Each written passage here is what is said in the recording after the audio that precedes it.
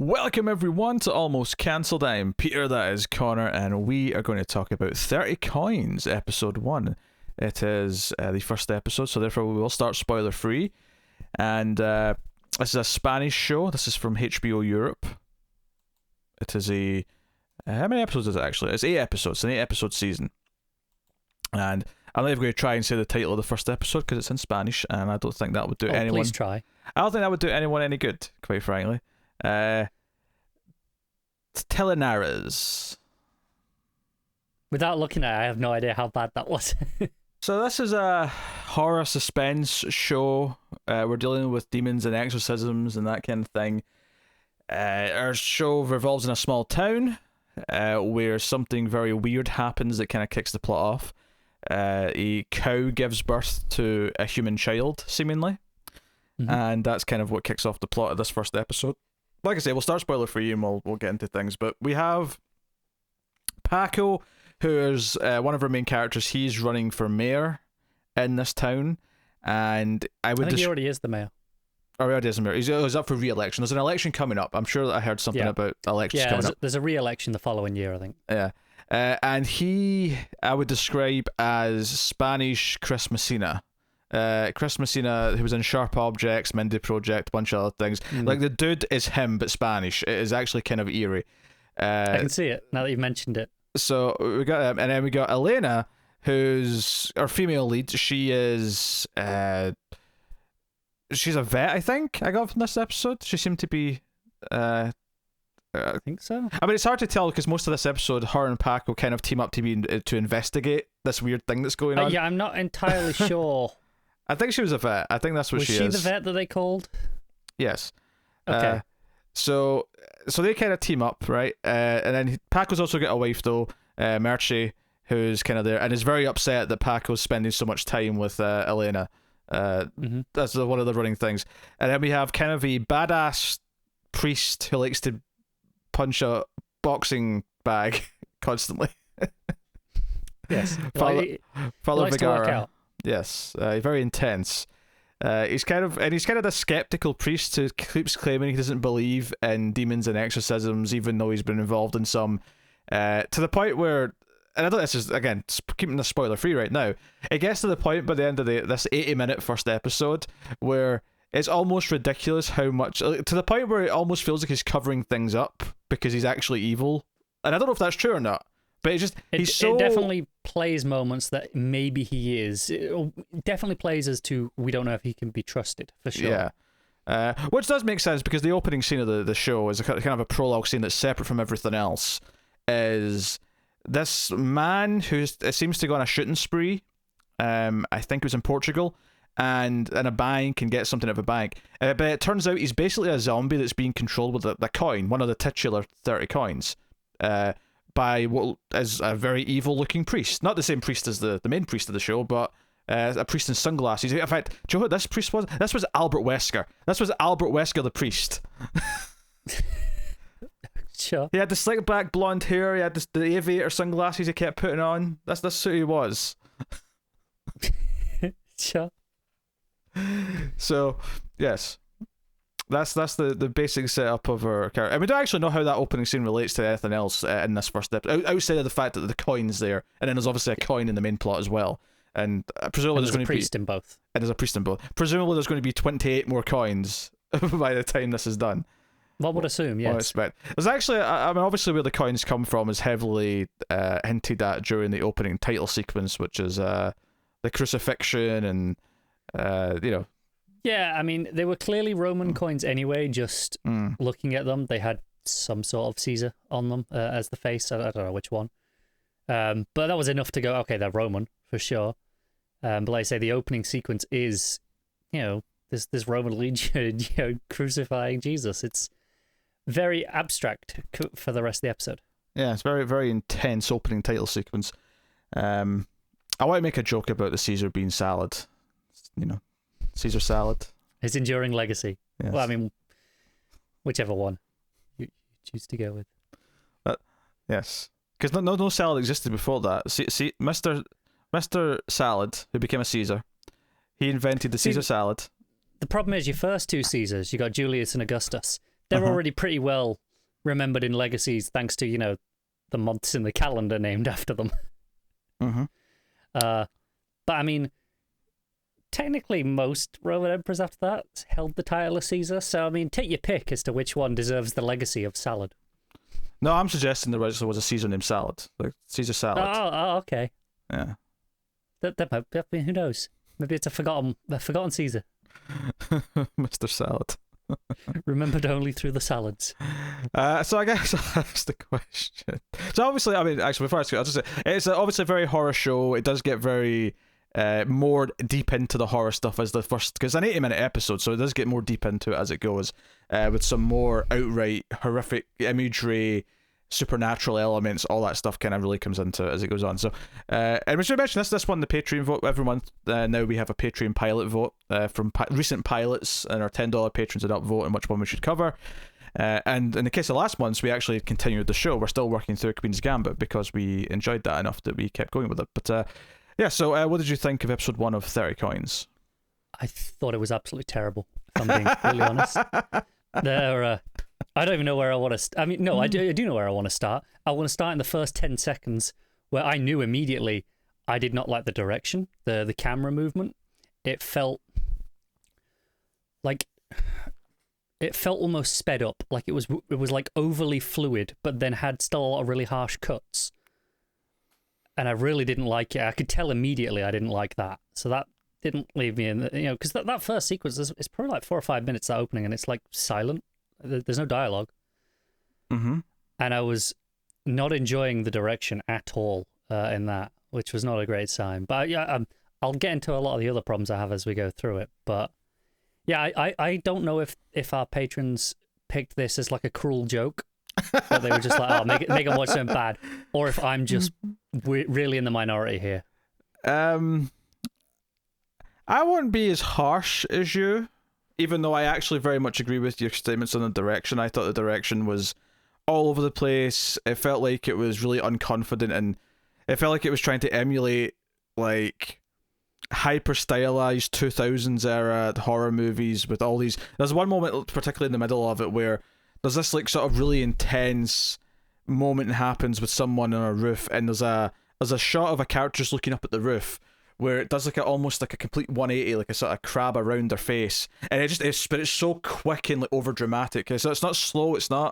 There's just no pacing to it. It's kind of weird. Yeah, there's so many moments. Like there's a simple moment where I think it's Elena puts one of the coins in her pocket, and it could be just played as a small little moment, but it has to do a quick little camera cut to do a close up on. Oh, look, it's going in her pocket. And I'm like, but we know it's going in her pocket. We can see that. It just wants to make sure you know it. Yeah, extremely over directed is probably a really good way of putting it. I will say that some of the horror elements, and some of the crazier ideas of the horror elements, I do think go places that are kind of interesting, or at least feel like they're, I appreciate they went there. I appreciate they went to this extreme, and did something fun with it. So I had a little bit of fun with some of the horror elements, but that's kind of it. I would describe it as very meh overall, largely because I thought the direction was really bad. Let's see if I can drag down your opinion by the end of this. Maybe you will. I don't. I mean, I clearly don't feel strongly about it. No. It wouldn't be the first time one of us has, influenced the other by the end of a review. I got through it well enough. I mean, I did think it felt too long. 80 minutes was. That's could easily have been split into 2 episodes. I don't think it needed to be one big episode. No, not at all. I didn't look ahead to see how long the other episodes were, if it's just an hour long after this, or if this was just a one episode thing. But I would have assumed an hour after this length, maybe 50 minutes, somewhere in that range. I think the sad part is that opening scene where this man's just walking to a bank, and then he pulls out a gun, and it's this shootout kind of scene. But he gets shot a few times and keeps moving. That it's sort of suggesting that there's something more supernatural about him rather than just he's just a shooter. And it was frustrating because I'm like, you know what? I could think of like how another 10 different directors might handle this pitch, this scene, and how it might be like an amazing opening scene. And as it was just kind of rushing through the moments, and I didn't really feel anything from it. Yeah. I think there are some okay ideas in here. Like that idea as for a scene, as your opening scene, is not on paper bad at all. No. I think conceptually most of what's happening is all right. To be honest, there's very little conceptually that upsets me that much. I think a lot of the problems are more in the execution, the pacing, and even the characters. And again, it's the execution more than it is. And when I say the execution, I don't necessarily mean the acting. I don't think there's necessarily anything particularly good or bad about the acting. They seem fine. It's more how the script chooses to sort of race through or reveal things in very cliched ways. Like, you know, the wife clearly being upset that her husband's spending so much time with this attractive woman, and just the way it kind of handles this, they're staring at them and all these little beats. I'm like, come on, you could I have no problem with the general setup of what's happening here. It's more just how you're choosing to really almost soap opera to a point. You know, you said it was over directed in the camera. I think the same goes for what they're telling the actors to do. Yeah. I don't think it's really their fault. I do think it's probably coming from the direction. Because there's a scene in the middle of the episode where Paco takes Elena home. And he comes inside with her to like help calm her down because they've had like a scary encounter, which we'll talk about the horror stuff later. We get spoilers. And after they disagree about whatever, he's about to leave, but he looks out the window and sees that there's some neighbours who have either spotted his car there or they're just watching. And he says, "Oh, I can't be seen leaving your place in the middle of the night. This looks bad. Can I stay for a bit?" And Elena gets really like upset that. Because nothing was happening. There was nothing romantic about anything that was going on. This was not the context of the situation. It's like, why should anyone care that you're like you dropped me off and you were here for 5 minutes? It doesn't matter. But she's like, "What, you want to spend the night now so you don't get caught?" It's like, no, that would look even worse if they see me leave it in the morning. Like, just let me stay for 10 minutes until the coast is clear and leave. And she gets kind of pissed that she's even like been thought of as like a pawn or a. Just like an obstacle in this context, and she's like, "No, leave now." And I'm like, this could actually be a really entertaining little scene where she's telling him to leave even though it's going to look dodgy, and she doesn't care, but he does, and that's kind of one of the flaws of his character is that he's so conscientious of what other people think. He's very aware of the optics at all times. That could be a fun little moment, but. Instead, it just kind of comes off as essentially like a nothing moment. It's just them yelling or whatever, and she ends up leaving instead of him, and he's sort of left there on his own, and it's kind of weird. But there's so much in this episode that you could cut down. I mean, you say, "Oh, this could have been 2 episodes." I think this could still be 1 episode. You just cut most of it out. No, that's true. You could cut about 20 minutes out of it, probably. There's a whole chunk, relatively early on. It's right after the baby has been born, and Paco is called in to hey, do you want to come and help deal with this mess?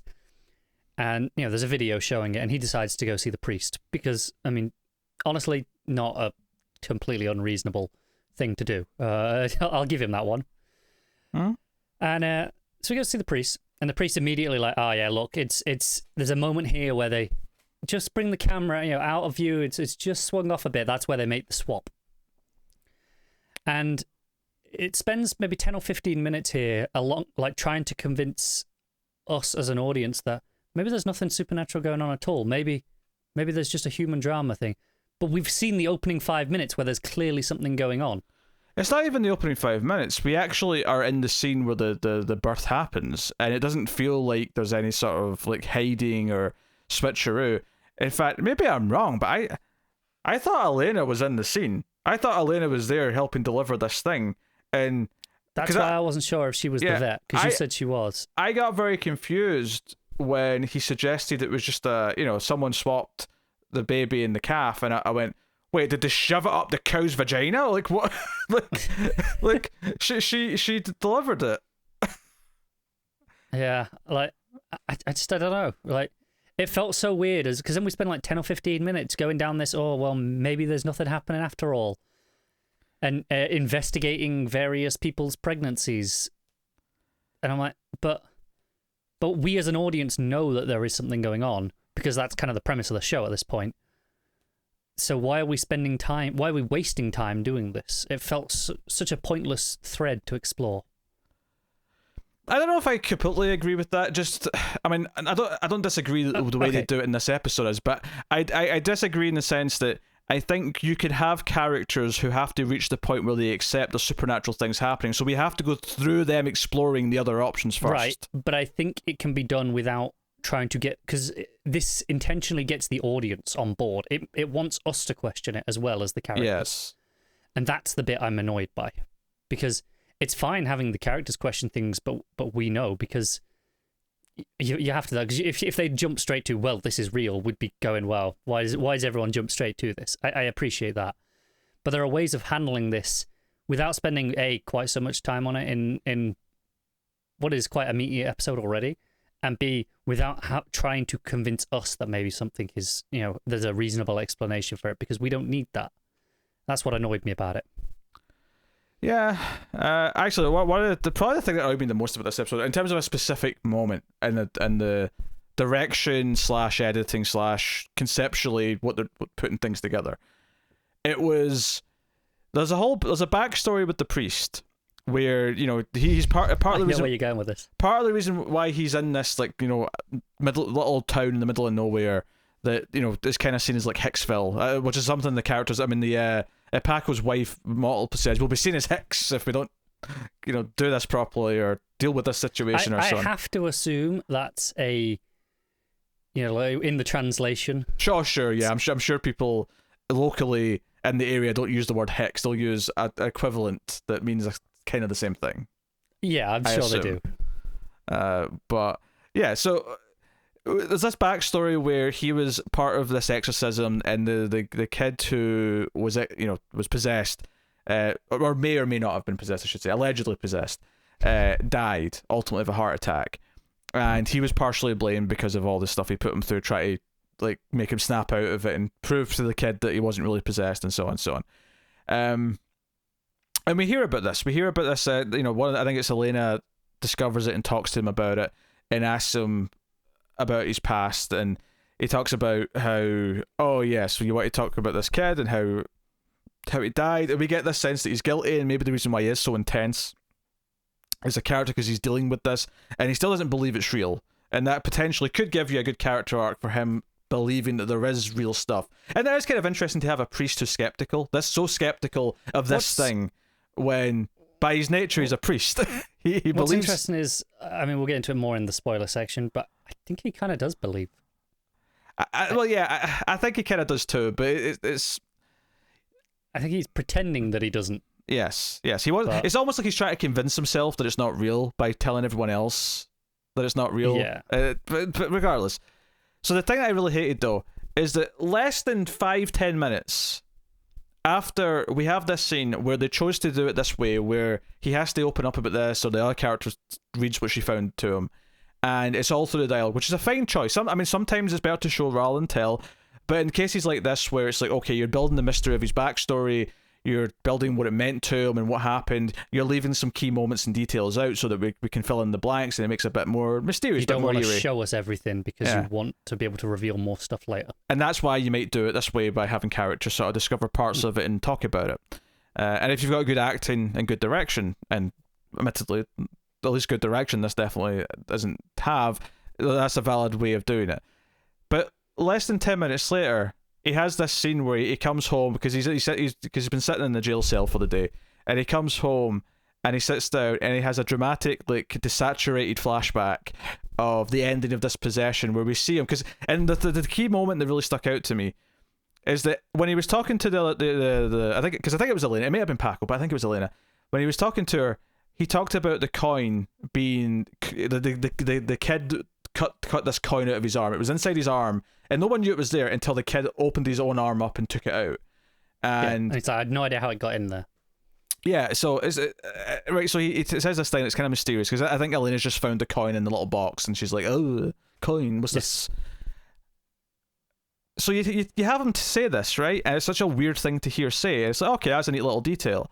But 10 minutes later, we get a whole dramatic flashback, desaturated, where we see him cut open his arm and take it out, and it gives us zero new information. All they did was repeat the exact same information, but this time we got to see it. So you can do one of two things. You can tell us part of the story, which is that this kid died of a heart attack at the end of this period of being possessed, and he was the priest there trying to deal with it. But you leave out the detail of the coin in the arm, and then that's what you reveal in the flashback, and that's why we're seeing the flashback later on, right? Yes. When he's because we cut back to the priest and he's been thinking about this while he's punching the punching bag, and he's just got sweat all pouring down his shirt, and that's when Elena shows up and gives him some lasagna. So you could do it that way, but instead it was just a complete duplication of information. And I'm like, and not only just that, the fact that this is just so cliche to have the desaturated flashbacks already a little bit. Yeah, I mean, but if you're going to do that, fine, I can get past that, really, as a choice, even though it's overdone and, like I say, not ideal. I can get past that. If you want the flashback and you were going to have it in this episode and not, towards the end as a big reveal, like you say, just have it intercut with the moment where he's telling the story in the first place. Yeah. And then just completely cut that second scene of it. Which takes way less time. And I mean, honestly, I think if I was going to... Because I get what they want to do. They want to have him punching the bag and sweating as he's thinking about it. I get that desire. So what you do is you have her ask earlier on, where did this coin come from? And have him just refuse to answer. And then later on, we see him punching the bag and he starts thinking about it. You can even still have him say it came from the kid. Sure. It doesn't have to have no answer at all, but then we can see it come like out of the kid's arm later. That's new. The point is either way, you either significantly cut down the scene where he's explaining it before, or you significantly cut down the flashback, or if it's there at all. And either way, you're saving time and you're not repeating information. That just made me feel like, why are we seeing this? You already told me all this. Yeah. Also, just something that I thought was really weird when they discovered about his backstory is they mentioned he's been their priest for about a year, give or take. Mm-hmm. No one's Googled him before. Which is funny because one of the things they bring up when they find all this is like, hey, all we had to do was Google all this. And a lot of them are untrusting of him anyway. They've kind of spoken about this, that, we don't like him, and not one of them Googled him, ever. No one thought, hey, there's a new... Because especially in Catholic areas, this is clearly, a Catholic village, especially in Spain. They have very strong communities, especially in small villages. The priest is quite a prominent local figure. As someone who grew up in a Catholic area myself, I can tell you that they are quite prominent figures. Everyone knows them. The idea that no one has Googled this figure, it would be like getting the new town doctor and no one checking that he has got credentials. He can practice medicine. Like that's like the equivalent of this. Like no one looked into this guy ever. Well, it depends who we're talking about. Like. The mayor, I feel like, should probably know his past. Right, no, but that's what I mean. Like, but it seems like no one knows. Yeah, I know, but when you say that, though, I don't think when they get a new town doctor that the regular patients look him up and make sure he's got a degree in medicine. No, but I'm talking about the people who are... Because, like, Paco's clearly... He's obviously in the local government and he's the mayor. I mean, don't get me wrong. There is definitely nut jobs who will check the credentials of every person they interact with because they're just absolutely insane. Yes, most people don't. But someone like like Paco, who is clearly very involved with his community, right? The first thing these people do when the cow baby is born is, right, let's phone Paco. He'll know what to do. Like he's clearly involved. Someone like that, you would think would want to know about his community, like this. Hey, this new guy, we've got a new priest. Let's see what he's like. It just seems so bizarre to me that no one Googled him, and like I say, it's not like it's hidden information. Is as soon as they Google his name, there's all these articles.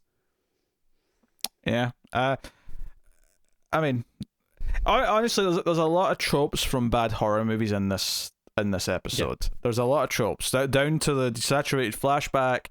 The mysterious past, the over-direction. There's a lot of tropes from horror movies that I spend a lot of time on Streams After Midnight with Tim ranting about them, doing the same things. And This isn't necessarily as bad as some of those things, because it does have at least some interesting horror moments. There's a couple of moments of violence once you get to the sort of back half of the episode that are actually quite visceral, and I thought, oh, I actually kind of like how visceral that feels. There's a sort of let's just say the human baby isn't really that human, and the first hints that it's not that human are actually kind of, oh, that's a cool visual, like the face looks a bit weird and stuff like that. There's some of that stuff I think's the better stuff of the episode, and where it goes kind of like bananas with some of that stuff in the back half is that was the only things that I really kind of felt like, oh, okay, all right, there's some ideas here, there's some horror stuff that's a bit more interesting, but I think, before we can go any further, we have to give the spoiler warning, so I'm just making that clear now. So full spoilers then for the first episode of 30 coins, if you do so care. Yeah, because we have, of course, the couple at the farm. Turns out they lost a baby, well, a 2-year-old specifically. Just an accident where the 2-year-old walked out into the pool and drowned. And it sort of, broke the wife's heart, as you'd expect. And this miracle baby from the cow is like, she sees it as her second chance. Although it becomes quite clear, and it's specifically even spoken in her dialogue at one point, that she's not really herself anymore. She's been possessed at some point during the episode. Going with other possession stories, I imagine her feeling a connection with this baby is what opened the door for the demon or whatever it is to get into her. So on. I feel like maybe she was already possessed, or the start happened. I think the reason this baby exists was part of her deal. Like, the baby came because she wanted it. Like, that was part of the deal that she made beforehand. You think there's a deal? Possibly. Like, she gave up her body for that because she wanted to get a baby. I didn't get the impression there was any like deals made by, I mean, maybe not her or any other humans. I mean, I feel like maybe she invited it in, sort of thing. That's usually not the case. It does sometimes obviously happen in movies and stuff, but I feel like more often than not it's not the case. It's more just that someone's preyed upon by no, that is true, yeah, demon or spirit or whatever. But she ends up stabbing her husband when he tries to kind of talk her out of, and the kid's already kind of weird. Like, it's grown really tall, it's got a weird face. Yeah, because there are points where I think it was Elena going around and being like, hey, thanks for looking after it temporarily. Social services will be around soon. And she's like, why? We're fine. It has to like remember to get back into character and be like, oh, of course, yes, it's the right thing to do. And then you see it, and like you say, it looks. At first, I wasn't even sure what its height was because it's like under a table. Yeah. But then it seems taller than that when it comes out. But it's got like a weird. It's still very much a baby face, but like wrinkled. Yeah, she stabs the shit out of the husband and he falls down this little spiral staircase they've got. And then when the other characters go to investigate their place later on, because they get some information, they encounter like his body's been wrapped up in like twine or whatever. It's like rope, but it's presented as if it's like a spider web. The style of it. Yeah, and it's all over the house, and he's like sort of wrapped up, all cocooned like a spider web. And I mean, Paco actually gets stabbed a little bit, and he's wrapped up. He's not killed, but he's wrapped up. And there's a lot of like them having to, the police come in and end up having to kill her. And I was very confused at this point because the priest shows up with the police here. Mm-hmm. I'm like, why was he invited along? Why was he just here? Like, maybe I missed something. But it feels like he just rode along with the police and was like, yeah, I'll come along. Because I think he realized something as well at the same time. But he came in the same car with them. Yeah. No, I mean before that. I mean, he realized something. He's the one who contacted the police. Right. Okay. Sure. To come with. It just seemed weird that he'd been like a suspect and in their cell like for most of the day. And then, yeah, sure, ride along, come with us. It just seemed bizarre to me. But the woman gets shot, and it leads to, because this could have been the end of the episode, which is kind of partly why I felt like it could have been 2 episodes. Is that this whole showdown at the house felt kind of like a climax, but then there's a whole after like 20 minutes where she's in the ambulance, still technically alive after being shot by the police, but they've got Paco in the same ambulance with his wife. And his wife, yeah. but then the woman who was possessed like sits up and starts trying to stab them again, and the kid has shed the human skin, and that because that's one of the things is after the crime scene sort of like calmed down a little bit, like Elena's looking around the room and she finds this this husk, this it's like a snake shed its skin, but it's human skin, and she's to the priest like, hey, what you do this is then, and he just sort of looks at it, and I'm like, yeah, this is like physical evidence, something freaking weird's going on here. I think the priest fully believes in all of this, and because there's a line he says here to her, I think, saying, the mind creates reality. Whatever you think happens, close your mind to it. I think this is him trying to do damage control and contain it. At least his belief, I don't know how true it is, but his belief is that people conjure these things by believing in them. It's real. It's Freddy Krueger logic. Yes. Yeah, yes, exactly. I'm familiar with what you're saying here. It's kind of silly though, because this thing, the kid's turned into this proper, like, not kaiju size, but like a proper horror movie monster, right? It's like a spider demon with the kid face still. Well, it's got like I don't want to call it an anus, but it's like there's like a kid's face inside this sort of suctiony anusy thing. Yeah, I'm trying to see how else you describe it, because it is the only real word to use. But yes, but again, that was one of the best things about the episode, was the design of this thing. When I saw it, looked kind of generic at first, but see when I saw the face coming out of this anus part, I was like, oh, okay, that's actually quite creepy and unique. I feel like it got ruined for me because I don't know. It's the spider baby demon from all the things that Jim Sterling shares from games that use asset flips. This is basically just that thing that's in all of them. It's very similar. So it felt kind of generic to me because of that, because I've seen this 1,000 times in like all the same game. Well, yeah, but it's not like they could just use that asset in the show and call it a day. No, but I feel like it feels like they based it off of that. Like, that's what it looks like to me. I'm not saying they use that exact model, obviously. What a weird accusation this is. I know, and I'm not saying this is even like, it's very likely just a coincidence. But when everything else still felt so, derivative, this didn't feel original as original as it should have done to be. I'm not saying they didn't take it from somewhere, but I've definitely not seen it that often in movies or whatever. This is not an image that I'm used to, so it stuck out a little bit. But so because the end of the episode is there's a big whole scene where Elena ends up there. There's a whole secret room in the church which was revealed because there's a I called him deranged Elliot from Mr. Robot, Rami Malek. There's like a deranged looking homeless Rami Malek running around. Who pretty much may or may not be. He's kind of like from Dracula. He's a little Renfield. He's a little Renfield, but more in the sense that he's scared of whatever's coming rather than he's working for it necessarily. But then again, that's kind of debatable because there's a scene in this where he tries to drop the baby off the roof, but then by the end, when we know what the baby is and what it does, it's like, well, maybe he was right. Yeah, he probably was right, but obviously it still looked like a normal baby at this point, so the visual of him dangling a baby, which obviously was an effect, but it was a pretty decent looking effect of this baby just dangling like this off the end of the... It helped that they were, because it was on quite a high steeple. Yeah. Every time they wanted to show the baby being dangled, they could do it from like the ground looking up. Oh, for sure, yeah. So it meant that the effect never looked weird or dodgy up close because you could only see it at a distance. Yeah, and notably when there are people on the roof talking to him to try and talk him down, like he'd always be holding it in a way where he'd be kind of in front of the baby. It was just off shot. Yeah. But no, it was an extreme visual, and it was like, okay, if this is the sort of thing that they're trying to sell the show on, is like they get the balls to do this sort of moment, then cool. But anyway, so the thing's turning into a proper monster, and there's a whole proper monster movie sequence of Elena in the church, like running and hiding. She's hiding in confessional at one point. She's hiding in various places, and she's only just narrowly not being eaten by this thing.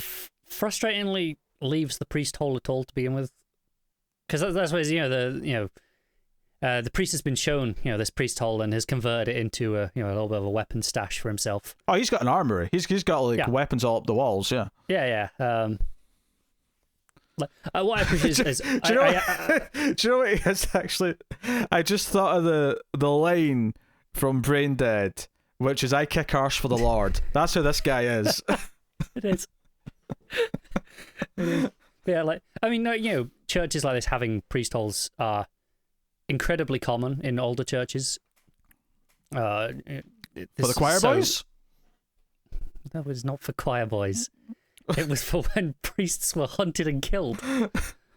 Religious persecution, especially in Spain, which has, which at large points of its history was Muslim, and there was a huge wars fought there between Christianity and Islam. So, absolutely doesn't surprise me at all that this quite old-looking church in a random little village has a priest hole.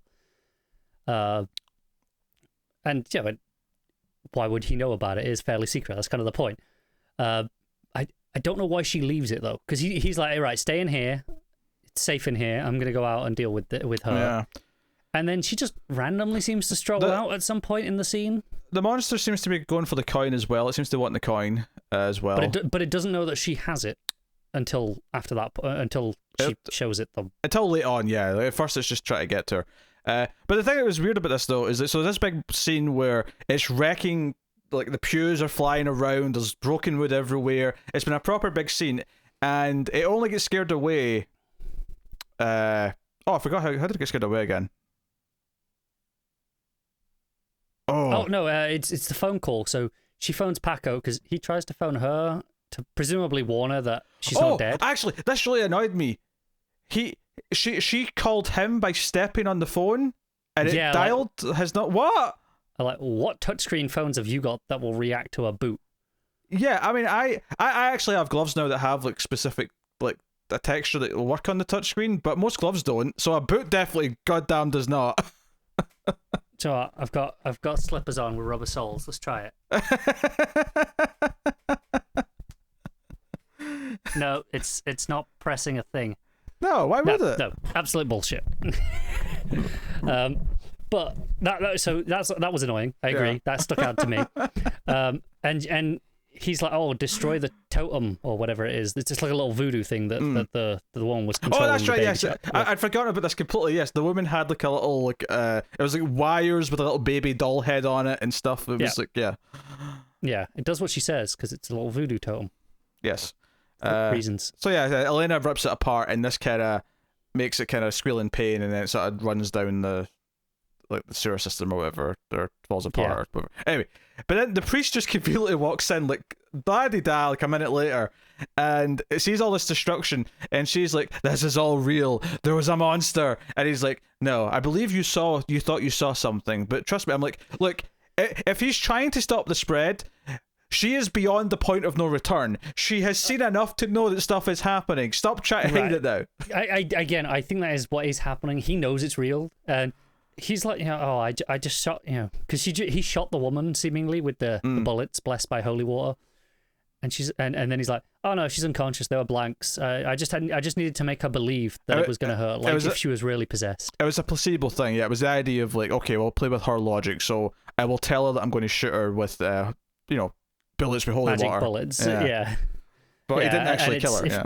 If they're so far gone, you can't reason with them. You have to just follow them down their logic and work with that.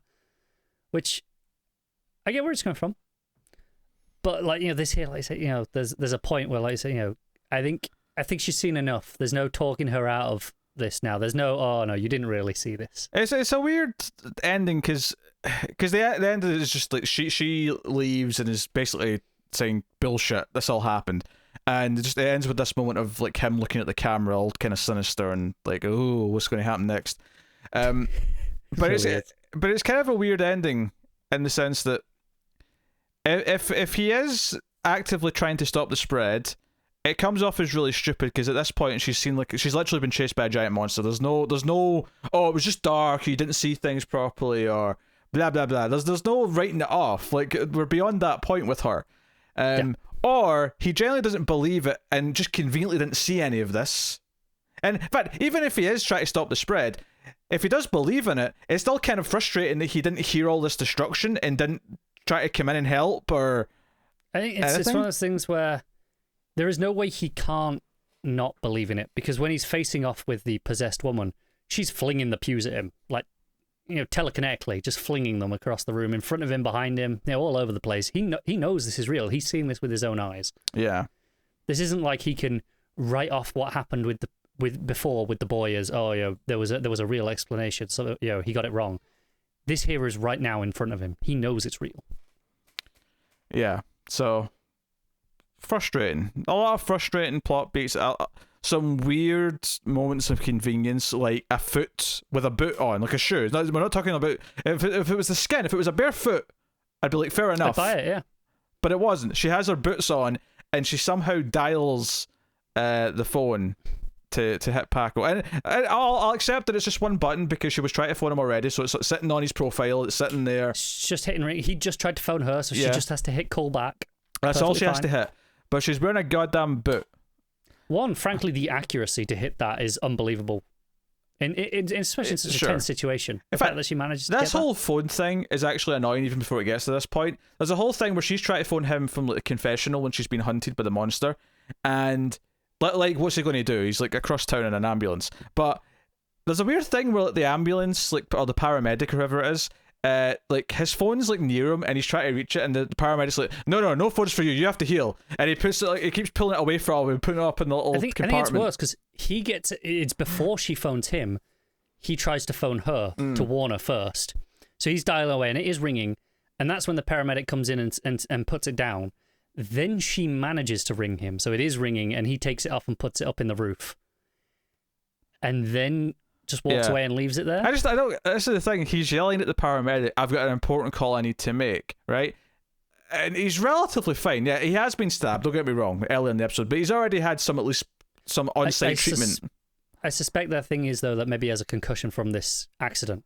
Sure. Yeah, but surely one of the things you do with a person with a concussion is you keep them talking. So him being on the phone to someone might be a good sign. Might actually be a good thing, to be honest. It's true, yeah. So it felt weird that the paramedic was so hell-bent against him not talk. It's not like he's doing physical activity. It's not like he's trying to go for a jog. He just wants to talk to someone on the phone. And then the thing that it was, it's like it didn't accomplish anything because all it did was delayed it a minute. And as soon as he walked out of the ambulance, the phone was still there. He just got back up and picked it up again. No, it delayed it a minute so that the information he has for her wouldn't be delivered until the exact moment where the most high tense moment where it'll be like, just in the nick of time she can save herself. That's it. Yes. It's just it's a plot device to have it happen at the right time.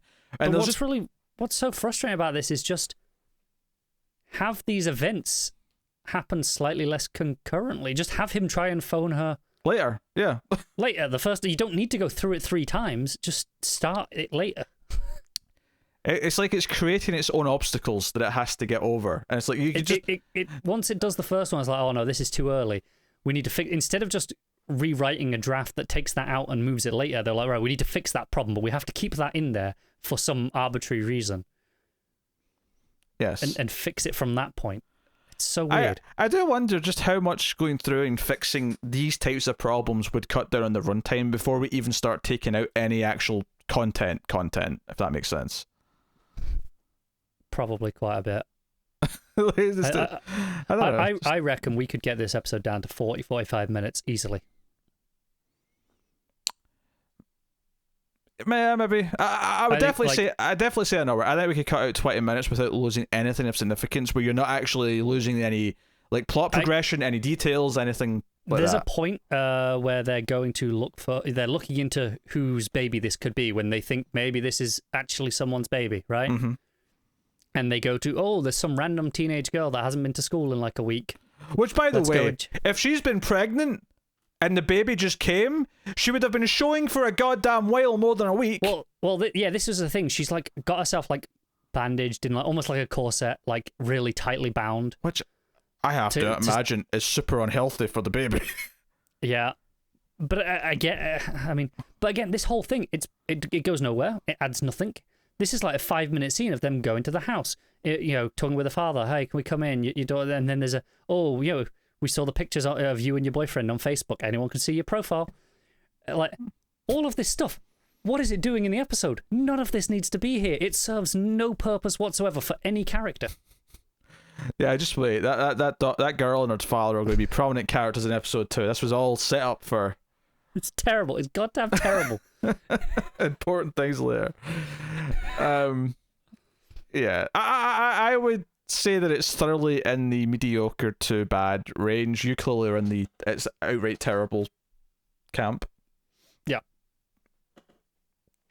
Now, and maybe honestly, maybe the only reason why I'm not feeling so harsh is because I do Screams After Midnight and I watch a lot of bad horror movies, and this is not the worst they have to offer. I'm going to make that very clear right now. I believe that. I've seen worse horror movies myself, but judging this as a TV episode, and not judging it against the shite you watch on screens, judging it as this is a pilot of a TV show. I think this is it falls under terrible for me. I mean, it's functional. It sets up its characters. You've got a main 3 or 4 cast members who have some sort of backstory. They have relationships with each other. There's an ongoing threat. There's a bit of a mystery. I'm not compelled by any of it, and I'm not saying any of it's particularly good, but I'm saying that I wouldn't say it's a terrible pilot just because it does function well enough to have all these things. It might take longer to get to some of these points than it needs to. It might have a lot of things you can critique about it, and it's not that enjoyable in a lot of ways, but it is functional, so I won't say it's terrible. Functional things can be terrible and functional. No, they can't. Of course they can. No, they can't. Someone can point a camera at something and record 5 minutes of footage. That has then functionally made a video. That doesn't mean it's not terrible. Yeah, but that's a video. That's not a put together pilot. This is a functional pilot. It functions. It functions on the barest levels of being a pilot, but it does not do any of it well. In fact, it does most of it badly. So by which point I would say it is terrible. I think your scale is just a little bit broken. I disagree. Just a little bit broken. It's not as broken as Matt's scale, but it's a little bit broken. So, yeah, needless to say, if it wasn't obvious up until this point, we will not be watching any more of 30 Coins. Do you know what? There was a moment when I was watching this, I was going, I really hope Pete doesn't like this too much. Because I knew you'd put this in the vote, and I didn't know if you'd put it in based off of like it has a decent reputation, or if you'd just you'd heard of it and just threw it in. Actually, I put it in because one of our viewers kept recommending it to me. So right. So so this is what I mean. I don't know if this was like a cruel joke from our patrons going, let's make them watch the shit, because I know they do that sometimes. Mm-hmm. I know some of our audience gets off on that.